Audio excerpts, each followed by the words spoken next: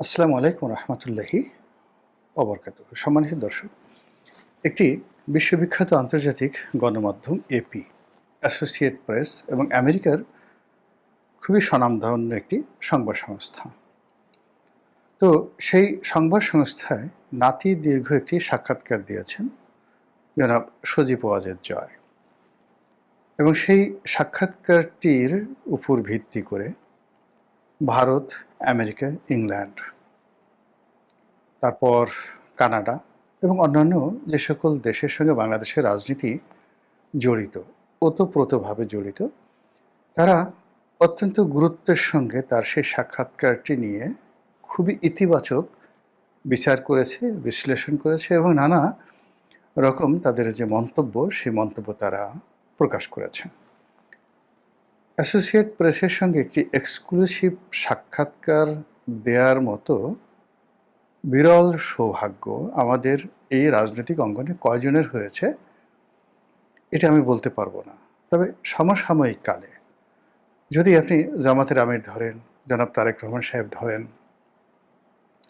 কিংবা ডক্টর মোহাম্মদ ইউনূস ধরেন, এখন যারা রাজনীতিতে সম্মুখ সারিতে আছেন, এনসিপির যিনি প্রধান নাহিদ ইসলাম ধরেন, তারা অ্যাসোসিয়েট প্রেসে একটি সাক্ষাৎকার দেবেন। আর সেই সাক্ষাৎকারটি নিয়ে আবার ওয়াশিংটন পোস্ট সংবাদ পরিবেশন করবে। তারপরে ব্রিটেনের দ্য গার্ডিয়ান তারা সংবাদ পরিবেশন করবে। তারপর কানাডার প্রধানতম পত্রিকাগুলো আবার এগুলোকে লিড নিউজ করবে। ভারতের প্রথম শ্রেণীর পত্রিকাগুলো সেই অ্যাসোসিয়েট প্রেসের যে এপির যে জয়ের সাক্ষাৎকার সেটি নিয়ে সংবাদ পরিবেশন করবে। এটা কল্পনাই করা যায় না। এটা হলো প্রথম। দ্বিতীয়ত হলো যে জনাব সজীব ওয়াজেদ জয়ের মধ্যে কতগুলো পরস্পর বিরোধী ক্যারেক্টারিস্টিক্স রয়েছে। আমি যেহেতু তাকে খুব কাছের থেকে দেখেছি, এ কারণে এই কথাগুলো আমি বলতে পারছি। প্রথমত হলো ইন্টেলিজেন্স, মেধা, এটার যে তার লেভেল, এটা আমাদের অ্যাভারেজ মেধার লেভেল না। আমাদের দেশে ধরুন যারা নেতা আছেন, শেখ হাসিনা আছেন, খালেদা জিয়া আছেন, তারেক রহমান সাহেব আছেন, ডক্টর শফিক আছেন, এমনকি ডক্টর মোহাম্মদ ইউনূস, মানে এদের সবারই আইকিউ লেভেল আপনার আমার সঙ্গে 19-20, খুব বেশি না। তাদের অতিরিক্ত যেটা আছে সেটা হলো পদ আছে, পদবি আছে, পোর্টফোলিও আছে, তারপরে পিতার পরিচয় আছে, সংগঠন আছে, এরকম নানা কারণে এবং অনেকগুলো তথ্য, উপাত্ত এবং অভিজ্ঞতা রয়েছে। কিন্তু যেটা কি বলা হয় আইকিউ বলতে যে জিনিসটি বোঝা যায়, সেটি 9-এর উপরে উঠলে সেটার একটা আলাদা, মানে যাকে বলা হয় সেটার আলাদা বৈশিষ্ট্য হয়ে যায়। এবং সেই বৈশিষ্ট্যের কারণে দেখবেন যাদের আইকিউ লেভেল অ্যাবভ 9, তারা অনেকটা বহেমিয়ান, অনেকটা যাকে বলা হয় নির্লিপ্ত, দুনিয়ার কোনো কিছুর প্রতি তাদের ওরকম কোনো লোভ, লালসা, কামনা, বাসনা, ক্রোধ ইত্যাদি কোনো কিছুই কাজ করে না। তো জনাব সজীব ওয়াজেদ জয়ের যে আইকিউ লেভেল, এটি 9-এর উপরে, আমি এটি লিখে দিতে পারি। এবং এই কারণে আমাদের দৃষ্টিতে আমরা যারা সাধারণ মানুষ, কেউ তাকে অটিস্টিক বলার চেষ্টা করেছি, কেউ তাকে পাগল বলার চেষ্টা করেছি, কেউ তাকে বোকা, বেকুব, আমরা বরিশালের আঞ্চলিক ভাষায় বলি যে বলদ, এগুলো বলার চেষ্টা করেছি। কিন্তু আপনি যদি তার ড্রেস কোড দেখেন, অর্থাৎ যখন তিনি স্যুটেড বুটেড থাকেন, ভালো পোশাক আশাক পরেন, তখন আপনি দেখবেন যে এক্সট্রিম লেভেলে it looks like Barack Obama, it looks like যাকে বলা হয় Bill Clinton, John F Kennedy অথবা রোনাল্ড রিগান। আপনি জয়ের সবচেয়ে ভালো পোশাকগুলো পরে, হেয়ার স্টাইল করে তিনি যখন যে ছবিগুলো দিয়েছেন, ওই জিনিসগুলো আপনি দেখেন। আর আবার যখন তার বহেমিয়ান যে অবস্থা, একটা গেঞ্জি পরেন, হাতে কতগুলো যাকে বলা হয় ওই ট্যাটু আঁকা, তারপর সেই এলোমেলো চুল, কুকুর নিয়ে বসে আছেন, হাফ প্যান্ট পরা, এগুলো দেখলে আপনার কাছে মনে হবে যে নগর বাউল জেমসের মতোই তার একটা বহেমিয়ান জীবন। এটা হলো আমার দৃষ্টিতে। তিনি যখন ইংরেজি বলেন, তিনি এবং পুতুল তার দুজনই তাদের ইংরেজির মান, প্রোনাউন্সিয়েশন এবং একই সঙ্গে উপস্থাপন এবং উপস্থাপনের যে ঢং, এটা আমাদের এই সাবকন্টিনেন্টে বিলওয়াল ভুট্টোর সঙ্গে শুধু তুলনা করা যেতে পারে। এমনকি ওই যে রাহুল গান্ধীও জয়ের মতো এত সুন্দর ইংরেজি বলতে পারেন না। বিলওয়াল ভুট্টো, তারপরে হিনা রব্বানী খার, পাকিস্তানের যে পররাষ্ট্রমন্ত্রী, এই দুজনের ইংরেজি খুবই ভালো মানের ইংরেজি। ঠিক এই ইংরেজির লেভেল জয় এবং পুতুলের রয়েছে। তো কাজেই এপির মতো একটা প্রতিষ্ঠানের সঙ্গে আপনি যতই আপনাকে স্ক্রিপ্ট রেডি করে দেওয়া হোক, ধরুন আপনি $1 মিলিয়ন খরচ করে লবিং করে এপির একটা সাক্ষাৎকার দিলেন, কিন্তু আপনার যদি ইংরেজি জানা না থাকে এবং ইংরেজিতে আপনি বলতে না পারেন, এবং ইংরেজি দুটো, অর্থাৎ আপনাকে যারা প্রশ্ন করছে সেই প্রশ্নটা আপনাকে বুঝতে হবে এবং সে অনুযায়ী আপনাকে রিপ্লাই করতে হবে। তো সেই দিক থেকে তার এই সাক্ষাৎকারটি নিঃসন্দেহে তার যে আইকিউ লেভেলের যে এক্সট্রিম যে জায়গাটি ইতিবাচক, সুটেড অ্যান্ড বুটেড, সেটারই প্রতিফলন ঘটেছে। আর এই কদিন আমরা গত কয়েক মাসে তাকে বারবার তাকে নিয়ে যে ট্রল করেছি, আমরা তার বোহেমিয়ান যে দিকটি রয়েছে সেটি নিয়ে ঠাট্টা মশকরা করেছি। ফলে কি হলো, অল অন এ সাডেন যখন তাকে নিয়ে ভীষণ রকম মাতামাতি হচ্ছে, তার বক্তব্য নিয়ে, তার বক্তব্যের সারবস্তু নিয়ে, এবং হঠাৎ করে এই বক্তব্যের কারণ এবং এটা নিয়ে বিশ্ব গণমাধ্যম, যারা বিশ্ব রাজনীতির মোড়ল, মানে ওয়াশিংটন পোস্টের মতো একটা পত্রিকা, তারা যখন কোনো বিজ্ঞাপন নেয়, এর আগে ডক্টর মোহাম্মদ ইউনূস এখানে বিশাল একটা বিজ্ঞাপন ছাপিয়েছেন জয়ের, এটা কোনো বিজ্ঞাপন নয়, যখন এইরকম একটা পত্রিকায় স্বতঃস্ফূর্তভাবে কোনো একটি খবর আসে, তখন ধরে নিতে হয় এর সঙ্গে আমেরিকার এবং পশ্চিমা দুনিয়ার যে নীতিগত সিদ্ধান্ত, সেই সিদ্ধান্তের কতগুলো কানেক্টিভিটি রয়েছে। এনিওয়ে, তো উনি যে কথাগুলো বলেছেন, খুব বেশি কথা বলেননি, যে কথার চম্বুক কতগুলো দিক ঘাটে পথে আমরা সবাই বলছি। সেটা হলো যে আওয়ামী লীগকে ছাড়া অর্থবহ একটি নির্বাচন হবে না, অংশগ্রহণমূলক একটি নির্বাচন হবে না, ইনক্লুসিভ একটি নির্বাচন হবে না, এবং এটিকে একটা ফ্রুটফুল ইলেকশন বলা যাবে না। সঙ্গতির কারণে প্রশ্ন আসতে পারে যে বিএনপিকে ছাড়া যে 3টি নির্বাচন হয়েছিল, সে ব্যাপারে উনি কিছু বলেননি কেন? মূল বক্তব্য হলো সেটা তিনি কেন বলবেন, আর এটা বলারই বা দরকার কি?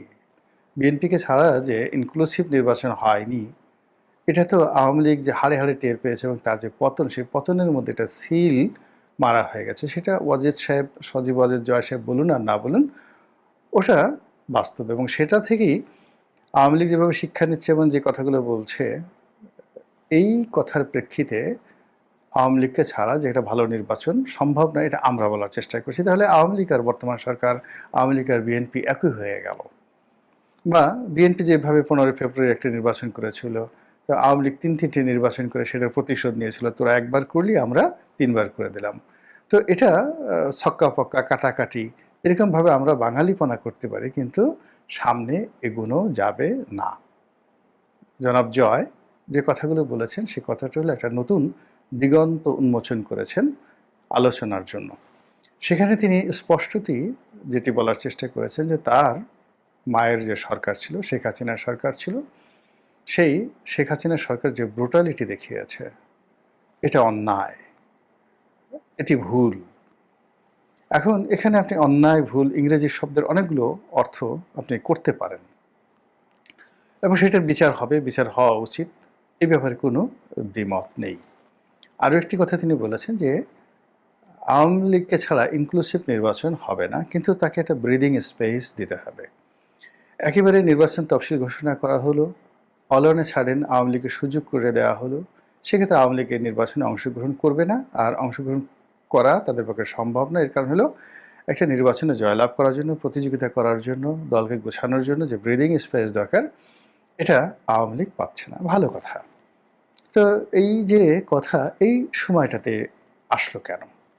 যখন নির্বাচনের তফসিল ঘোষণার করার সময় মোটামুটি নির্ধারিত হয়ে আছে যে ডিসেম্বর মাসের প্রথমার্ধে, অর্থাৎ 15ই ডিসেম্বরের মধ্যে এখানে যাকে বলা হয় নির্বাচনের তফসিল ঘোষণা করা হবে। নির্বাচনের সেই তফসিল ঘোষণার 1 মাস আগে নভেম্বর মাসের 15 তারিখে জনাব তারেক রহমান দেশে আসবেন। তার নেতা নেত্রীরা রীতিমতো লঙ্কাকাণ্ড শুরু করে দিয়েছে। দৌড়াদৌড়ি, ঝাড়-মোছ, ঝাড়-ফুঁক, গাড়ি বাড়ি, বুলেট প্রুফ গাড়ি, কারো কত কি। তিনি নেতা আসবেন, তাকে বরণ করে নেওয়া হবে এবং সারা বাংলাদেশ 1 মাস শুধুমাত্র তারেক জিয়ার আগমন উপলক্ষে যেন যাকে বলা হয় জাঁকজমকপূর্ণ থাকে, উৎসাহে উদ্দীপনায় উদ্বেলিত থাকে। তিনি যেখানে যাবেন শুধু বিএনপি, তারেক রহমান সাহেব ছাড়া অন্য কোনো কথা থাকবে না। আর সেই যে ভাইব, সেই ভাইবের কাছে শফিকুর রহমান সাহেব জামাতের আমির কিংবা জামাতের যে ভাইব, এটি মুহূর্তের মধ্যে মারা যাবে। অর্থাৎ গত 14 মাসে জামাত এনসিপি যে ভাইব তৈরি করেছে, ডক্টর মোহাম্মদ ইনু যে ভাইব তৈরি করেছে, তারেক রহমান সাহেব আসার সঙ্গে সঙ্গে সেটি ধামাচাপা পড়বে, মাটি চাপা পড়বে। এরকম একটা প্ল্যান নিয়ে যখন রাজনৈতিক অঙ্গন প্রস্তুত, তখন হঠাৎ করে কেন জয়ের এই শব্দ আসলো, আর জয়ের এই সাক্ষাৎকারটি কেন এই সময়ে আসতে হলো, এবং এটা নিয়ে কেন আন্তর্জাতিক গণমাধ্যম এতটা মাতামাতি শুরু করলো। এখানে একটা জিনিস বুঝতে হবে যে আমেরিকা বা পশ্চিমা দুনিয়া অতীতের যে কোনো সময়ের চাইতে তারা ম্যাচিউরড। 60-এর দশকে, 70-এর দশকে, 80-এর দশকে তারা কমিউনিজম বিরোধী, অর্থাৎ যতদিন পর্যন্ত যাকে বলা হয় সোভিয়েত ইউনিয়ন ছিল, তাদের পুরো ফোকাসটা ছিল কমিউনিজম বিরোধী। এবং এই জন্য তারা, মানে আমরা গোখরা সাপ দেখলে যেভাবে ভয় পাই, কমিউনিজম দেখলে তারা ওইভাবে ভয় পেত। এবং ওখানে তাদের বিবেক বুদ্ধি খাটাতো না। কেউ কেজিবির কথা বলে, রাশিয়ার কথা বলে, চীনের কথা বলে, ভিয়েতনাম, কিউবার কথা বললে, চে গুয়েভারের কথা বলে, আমেরিকার অর্থ ভাণ্ডার এবং অস্ত্র ভাণ্ডার উজাড় করে দিয়ে তারা সেখানে সব কিছু করতো। তার প্রমাণ ভিয়েতনামের যুদ্ধ। আচ্ছা, এরপরে তাদের যেটি হলো, সোভিয়েত ইউনিয়নের পতনের পরে তারা প্রতিদ্বন্দ্বীহীন হয়ে পড়লো এবং তারা ছোট ছোট যুদ্ধ, যাদের যেটা দরকার ছিল না, নিজেরা সেই তাদের যারা মিত্র তাদের সাথে যুদ্ধ করা শুরু করে দিল। ওখানে তারা গাদ্দাফি, ওখানে সাদ্দাম হোসেন থেকে শুরু করে আর অনেক জায়গাতে সারা বিশ্বে তারা অশান্তির সৃষ্টি করা শুরু করে দিল। এর মধ্যে পুতিনের অভ্যুদয় হলো, চীনের অভ্যুদয় হলো, এখন ভারতও পরাশক্তি। আর এই যে পরাশক্তির যে উদ্ভব, সেই উদ্ভবের মধ্যেই আমেরিকা খুব ভালোভাবে বুঝতে পেরেছে যে এখন তারা 60, 70, 80-র দশকে যে কাজগুলো করেছেন, কিংবা যখন তারা একক মানে ক্ষমতা লাভ করেছেন তখন তারা যে কাজগুলো করেছেন, কিংবা যেভাবে ওসামা বিন লাদেন তৈরি করেছেন, তাকে ধ্বংস করেছেন, তালেবান তৈরি করেছেন, তাদেরকে ধ্বংস করেছেন, তারপরে আফগান মুজাহিদিন তৈরি করেছেন, তাদেরকে ধ্বংস করেছেন। তো এই যে তৈরি করে এবং ধ্বংসের যে খেলা, এই খেলাটি এখন আর চলছে না। ফলে দেখুন যে খুব অল্প সময়ের মধ্যে ডোনাল্ড ট্রাম্প ক্ষমতা আসার পরে, এমনকি জো বাইডেন ক্ষমতা আসার পরে, অনেকগুলো যুদ্ধ থেকে তারা নিজেদেরকে গুটিয়ে নিয়েছে। সিরিয়ার যুদ্ধ, এবং সিরিয়ার যুদ্ধ থেকে তাদের গুটিয়ে নেওয়ার সঙ্গে সঙ্গে রাশিয়া সেখানে যাকে বলা হয় তারাও গুটিয়ে নিয়েছে, ইরানও গুটিয়ে নিয়েছে, এবং সঙ্গে সঙ্গে সেখানে বাশার আল আসাদের পতন হয়েছে। ফলে আমেরিকার উপস্থিতির কারণেই তার প্রতিপক্ষগুলো সেখানে দাঁড়িয়ে আমেরিকার প্রতিপক্ষ যে রাষ্ট্রশক্তি থাকে তাদেরকে মদদ দেয়, এটা আমেরিকা বুঝে গেছে। ফলে আমেরিকা অনেক জায়গা থেকে নিজেদেরকে গুটিয়ে নিয়ে আসছে। তারা ইয়েমেন থেকে গুটিয়ে নিয়ে এসেছে, লেবানন থেকে গুটিয়ে নিয়ে এসেছে। তারা এখন ইরানের সঙ্গে একটা সমঝোতা করার চেষ্টা করছে। বোঝার চেষ্টা করুন, তারা পাকিস্তান ভারতের সঙ্গে যুদ্ধ হয়েছে, মুহূর্তের মধ্যে সেটা বন্ধ করার জন্য পাগল হয়ে গেছে। গাজার যুদ্ধ তারা বন্ধ করে দিয়েছে। বিকজ আমেরিকাতে এখন এই মুহূর্তে যারা আছেন তারা জানেন যে চাকরির বাজার, ট্যাক্সের বাজার এবং অর্থনীতির কি বেহাল দশা হয়েছে। এবং তিনি, অর্থাৎ বর্তমান মার্কিন প্রেসিডেন্ট, যে নীতিগতভাবে আমেরিকা ফার্স্ট একের পর এক শুল্ক আরোপ করে যে কাজগুলো করার চেষ্টা করছেন, এটা বাংলাদেশের ডক্টর ইউনূসের যে ডক্ট্রিন সমূহ 3-0 থিওরি, রাষ্ট্রতন্ত্রে এসে জিরো হয়ে গেছে। ডোনাল্ড ট্রাম্পের যে আমেরিকা ফার্স্ট, তার যে হম্বিতম্বি, এগুলো সব দমন হয়ে গেছে, রিভার্স হয়ে গেছে। আমেরিকার মানুষ পাগল হয়ে গেছে তাকে তাড়ানোর জন্য। আর এই জন্য তিনি এখন নরেন্দ্র মোদীর সাথে বন্ধুত্ব করার জন্য নানা ছল করছেন। তার সাথে বলে যে আমার টেলিফোনে কথা হয়েছে, মিথ্যা কথা। নরেন্দ্র মোদী বলছেন যে না, আমার সঙ্গে কোনো কথা হয়নি। তো এইরকম একটা পরিবেশ এবং পরিস্থিতিতে আমেরিকা বাংলাদেশে তাদের যে ডিপ স্টেট পলিসি তারা নিয়েছিল, তাদের যে সকল এজেন্টকে তারা মনে করতো যে এরাদেরকে ক্ষমতায় বসালে তারা উল্টে ফেলবে, কিন্তু এরা যে আওয়ামী লীগ বা বিএনপির ওয়ার্ড পর্যায়ের একজন পলিটিশিয়ানের যে স্ট্রেংথ, শক্তিমত্তা, কৌশল এবং তার যে কাজ করার ক্ষমতা, তার উপর যে ডিপেন্ড করা যে আপনি বিএনপি এবং আওয়ামী লীগ এই দুটো দলের ওয়ার্ড পর্যায়ের অনেক নেতা রয়েছেন, বিশ্বাস করেন সেই নেতাদের যে ধীশক্তি রয়েছে, সাহস শক্তি রয়েছে, এটা জনাব ইউনূসের উপদেষ্টা মণ্ডলীর একজনেরও নেই। ওয়ার্ড ওয়ার্ড পর্যায়ে, ইউনিয়নের ওয়ার্ড পর্যায়ে যারা মেম্বার পদের, দিস ইজ পলিটিক্যাল ম্যাচুরিটি। আপনি যদি আওয়ামী লীগের যাকে বলা হয় বা বিএনপির চেয়ারম্যান হিসেবে দায়িত্ব পালন করেছেন কয়েকটা জেলাতে, যেমন ধরুন ময়মনসিংহ, গফরগাঁও, আমাদের পটুয়াখালীর গলাচিপা আমার নির্বাচনী এলাকাতে, ফেনী এই এলাকার চেয়ারম্যান অথবা উপজেলা চেয়ারম্যান 10 বছর বা 5 বছর দায়িত্ব পালন করেছেন, এমপির কথা বাদ দিলাম। এদেরকে এনে আপনি যদি একসাথে 24 ঘন্টা গ্রুমিং করেন এই উপদেষ্টা মণ্ডলীদের মধ্যে সবাইকে, এই গাবতলী হাটে কয়েকবার বিক্রি করবেন, আবার কয়েকবার কিনে নেবেন। This is politics. তো এদের দ্বারা যে কিছু একটা হবে না, কিছু একটা হবে না, এটা আমেরিকা বুঝে গেছে। যদি 70-এর দশক হতো, 60-এর দশক হতো, এটা বুঝতে আমেরিকা 10 বছর লাগতো, 15 বছর লাগতো, আর বুঝার পরেও তারা কিন্তু গোয়ার্তুমি করতো।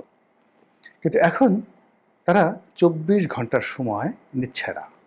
যেভাবে ভারত পাকিস্তান যুদ্ধ বন্ধ করছে, যেভাবে মোদির সাথে সম্পর্ক করতে চাচ্ছে, আবার অনেকের সাথে তাদের যারা বন্ধুত্ব ছিল সেই বন্ধুত্ব তারা যেভাবে কাট আপ করে ফেলেছে, ঘ্যাট কাট আপ করে ফেলেছে, তো তারই প্রেক্ষিতে সজীব ওয়াজেদ জয় কিংবা শেখ হাসিনা কিংবা আওয়ামী লীগ তাদের সঙ্গে কোনো সংযোগ স্থাপন হলো, এটি নিয়ে কিন্তু সরকারের মধ্যে এখনও যারা রয়েছেন সরকারের মাস্টার মাইন্ড, এবং এই সরকার সফল হলে যারা লাভবান হবেন আর এই সরকার ব্যর্থ হলে যাদের পিঠের চামড়া থাকবে না, তারা কিন্তু এই বিষয়গুলো নিয়ে ভাবছেন।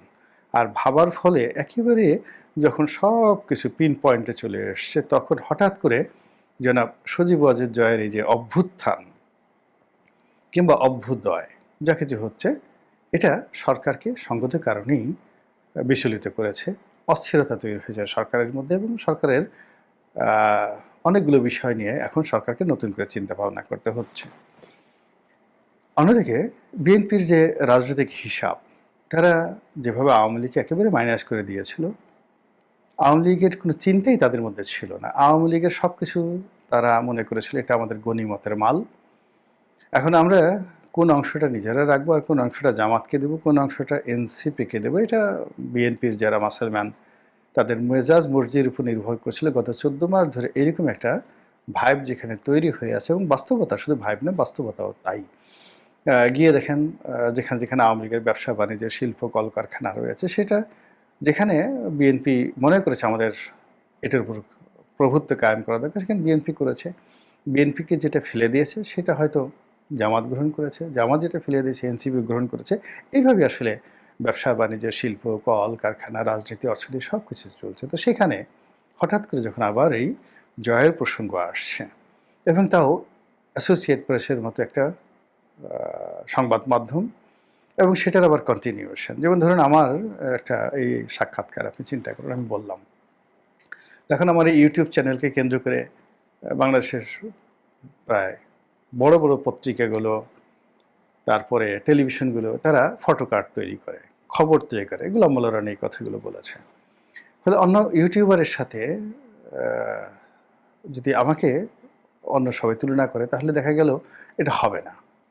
আবার ধরুন আমার কোনো একটা বক্তব্য যদি আন্তর্জাতিক গণমাধ্যমে চলে আসতো, তাহলে আমার এই গুরুত্ব আরও বাড়তো না, সঙ্গতির কারণে বাড়তো।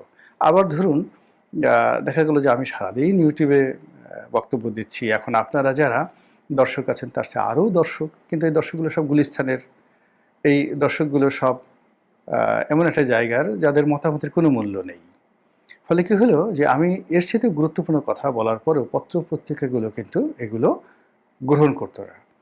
তো তো পত্রপত্রিকা যখন দেশের গণমাধ্যম, মূলধারার গণমাধ্যম যখন তাদের টকশোতে, তাদের অনুষ্ঠানে গোলাম মোল্লা রনিকে অপরিহার্য মনে করছেন, আর আমি এই যে যা কিছু বলছি এগুলোকে নিয়ে আবার কেউ ফটো কাট করছেন, সেগুলোকে নিয়ে আবার কেউ সম্পাদকীয় করছেন, সেগুলোকে নিয়ে প্রতিবেদন করছেন, আবার সেগুলোকে নিয়ে কোটি কোটি ভিউ হয়ে যাচ্ছে বিভিন্ন টেলিভিশন চ্যানেলে। এর একমাত্র শক্তির উদ্দেশ্য হলো, মানে একমাত্র, মানে যাকে বলা হয় রিজন, কারণটা হলো এই আমার ইউটিউব চ্যানেল যারা দেখেন তারা এদেশের হর্তাকর্তা, তারা এদেশের শিক্ষিত জন, আওয়ামী লীগ, বিএনপি, জামাতের শীর্ষ পর্যায়ের লোকজন রয়েছে। ফলে এখানে পাঠক বা দর্শক, ধরুন পরিমণের দর্শক বা হিরো আলমের দর্শকের যদি 10 ভাগের 1 ভাগও হয়, কিন্তু এটার ওয়েটটা অনেক অনেক বেশি। তো সেই দিক থেকে ধরুন বাংলাদেশের একটা মিডিয়াতে একটা খবর আসলো, সেটা বাংলাদেশ প্রতিদিন হোক, কালের কণ্ঠ হোক, কিংবা প্রথম আলো হোক, ডাজ নট ম্যাটার। কিন্তু যখন একটা খবর চলে আসে